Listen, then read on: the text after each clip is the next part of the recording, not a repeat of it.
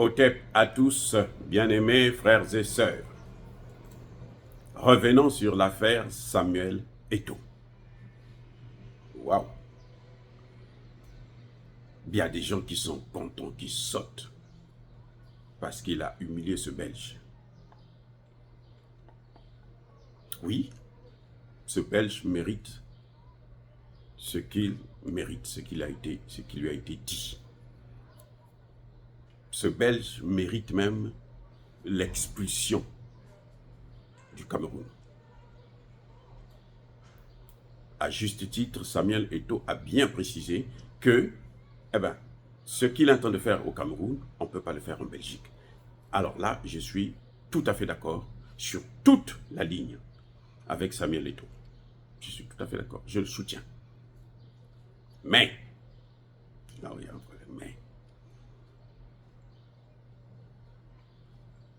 il y a une façon de parler aux gens. Surtout quand il s'agit d'un membre du gouvernement ou d'un envoyé, d'un ministre. On ne peut pas, pour un homme de cette envergure, de cette carrure, il ne peut pas humilier un homme d'État, un fonctionnaire d'État, comme ça, devant les gens. C'est vrai que, bon, en tant que joueur, bon, il est habitué devant le peuple, il faut que... ce que j'ai vu là, en regardant ces vidéos, pour moi, on appelle ça le populisme. C'est de l'arrogance. C'est pas parce qu'on est une star qu'on ne va pas respecter les gens. C'est pas parce que quelqu'un a commis une erreur qu'il faut l'humilier. Vous savez, même votre propre fils, votre propre fille, commet une bêtise devant les gens, vous la blâmez, vous lui portez main. Ça peut se retourner sur vous-même. Sachez-le. Apprenez, on doit apprendre à prendre quelqu'un, l'amener de côté, et puis lui parler. Bon, écoutez, ça, nous ne sommes pas d'accord. On ne va pas faire tout un spectacle.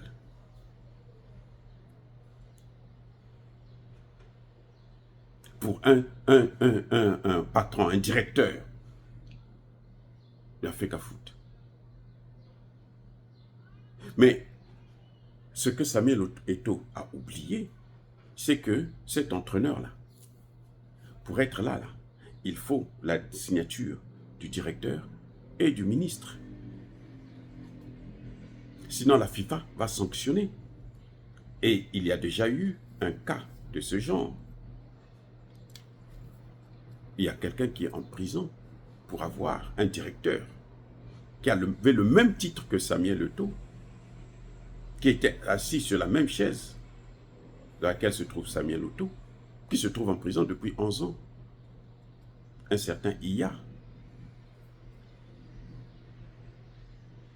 Donc, si Samuel Eto'o ne connaît pas ça, il y a deux choses. Ou ça devient finalement de l'arrogance. S'il connaît, il n'applique pas. Ça devient l'incompétence. D'ailleurs, il a dit, je veux réunir le staff. Parce que ce n'est pas lui seul qui décide. Il faudrait que tout le groupe décide.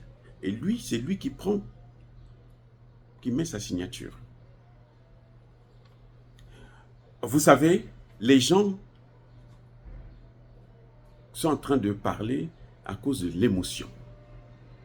Et ça, on nous a toujours reproché cela, nous les Africains. On agit toujours par émotion. Samuel Eto'o, c'est une star, une grande star. Il a été un grand joueur, comme il l'a dit lui-même là.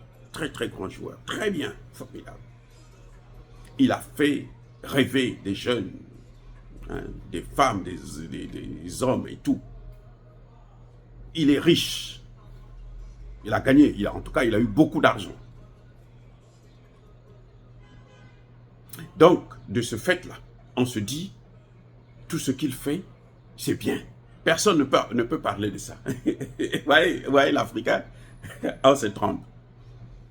Vous savez pourquoi? Vas-y, il y a un précédent. Il n'y a rien qui est nouveau sur la terre des hommes. Il y a un précédent. George Weah est venu là chez lui au Libéria. Là. Il dit, je suis candidat. Les gens ont vu la star, le joueur, le grand joueur. Comme il connaît jouer, il connaît aussi gérer. On l'a nommé là, président de la République. Il a détruit toute l'économie du Nigeria. Il a détruit le Nigeria, le Libéria. Au point où la population a voté, a préféré mettre un homme mourant au pouvoir. Celui qui a gagné, qui a battu George Weah, après un mandat seulement, il n'a pas eu besoin de 2 mandats, un seul mandat. La population a dit, non, trop, c'est trop. Le gars, le président, là, il a fait un AVC. Ils disent, malgré ça, là, c'est toi qui dois prendre la place. Juste parce qu'on ne veut plus voir ce type-là.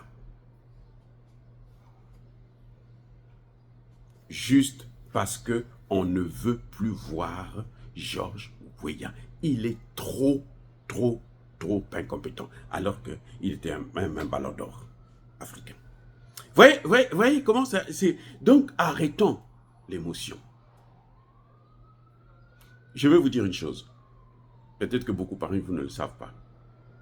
Eto'o est pressenti par les Occidentaux. Eto'o est préparé par les Occidentaux pour être le prochain président du Cameroun. Oh, vous avez entendu ce que j'ai dit.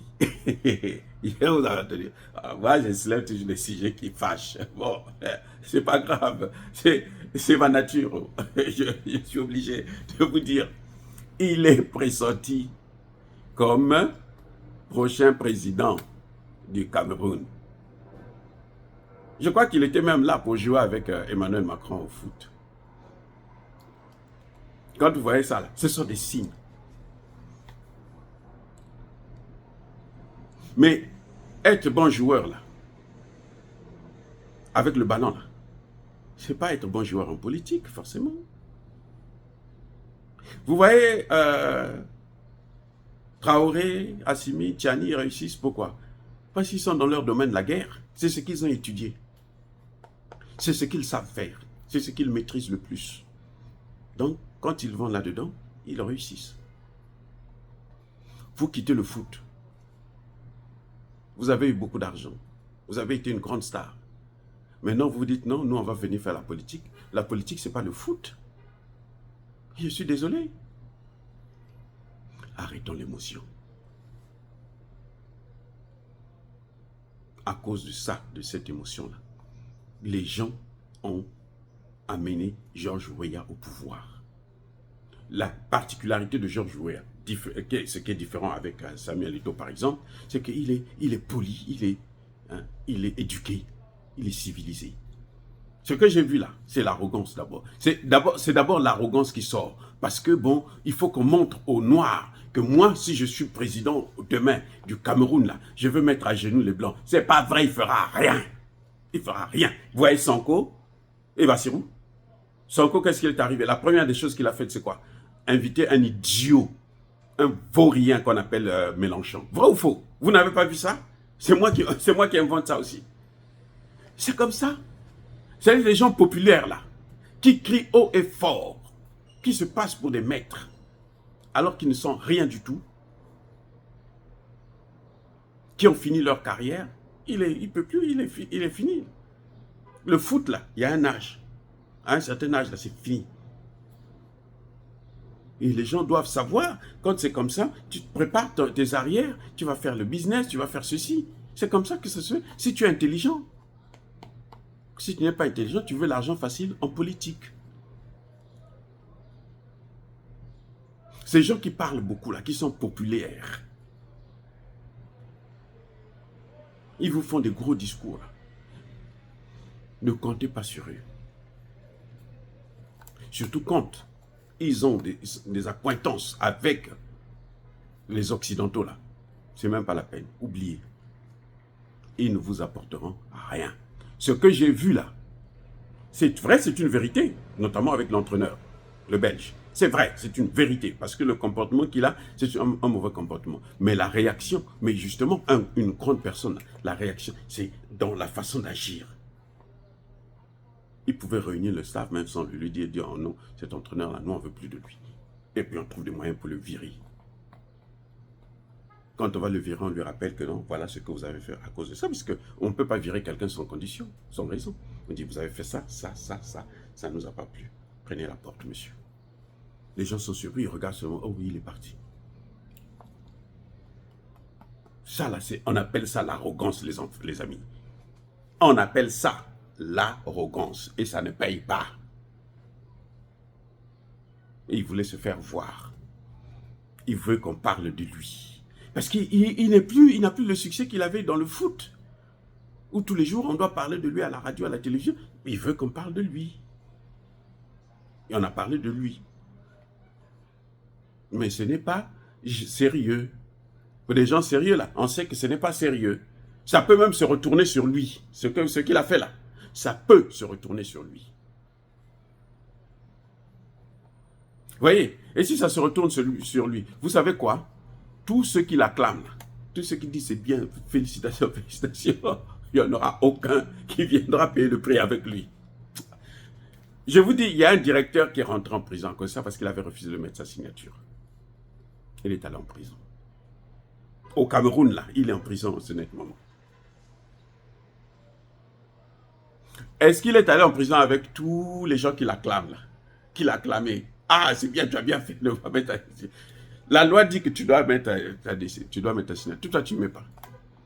Et le problème, c'est que ça ne s'arrête pas au Cameroun. Ce n'est pas la loi Cameroun, là. La FIFA, c'est international, c'est au-dessus du Cameroun.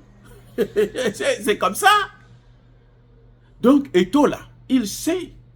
S'il ne connaît pas ses limites, là, qu'il cherche des conseillers autour de lui, on va lui dire que non, attention, tu as des limites, c'est pas comme ça qu'il faut agir. Il faut agir avec tact et diplomatie. Oh, bien aimés frères et sœurs, dire cela, c'est inciter à la violence. Non, non, non, non, non, non, non, non, non, non. Nous sommes là pour, c'est mon métier. Moi, j'ai étudié la science politique. Je ne fais pas la politique, je fais la science. J'ai étudié ça. Je suis docteur en sciences politiques. Pas en politique, non, en sciences politiques. Je ne suis pas politicien. Non, non, non. Je ne suis pas politologue. Non. Je suis politiste. C'est différent de politologue. Politologue, c'est quelqu'un qui parle politique. Tous ceux qui parlent de la politique, là, ils peuvent être médecins, savants de je ne sais quoi, chimistes ou quoi, ce sont des politologues. Mais politiste, là, c'est celui qui a étudié la science de la politique. C'est pour ça que je vous dis ça. Bon, écoutez, soyez bénis, je vous adore. Soyez abondamment bénis par le Dieu. C'est vrai que parfois je vous fâche, mais vous êtes ma famille, donc souffrez que je sois content au moins avec vous. Hein. Je suis tellement content quand je m'adresse à vous. Hein. J'ai la joie de vivre parce que je m'adresse à mes frères, à mes sœurs, à mes enfants, à mes petits-enfants, mes petits frères, mes grands frères et tout. C'est ma joie. Il y a pas, ça dit que il n'y a pas mieux que ça. Le vrai bonheur là, c'est ça. Oui? En dehors de ma famille, ma femme, mes enfants, ma joie là, c'est avec vous. Quand je suis avec vous là, je suis comme un poisson dans l'eau. J'ai rien, je ne m'inquiète de rien, parce que je sais que vous êtes là pour moi. Allez, encore une fois de plus, que Dieu vous bénisse tous. Mais que tous ceux qui persécutent le continent africain, le pillent et le déstabilisent, qu'ils soient noirs, blancs, chinois, arabes, juifs, indiens, ou qui qu'ils soient punis, maudits, foudroyés, neutralisés, écrasés, effacés par le Dieu des Kémites et par nos ancêtres angélisés. Vive l'Afrique éternelle. J'ai dit et j'assume.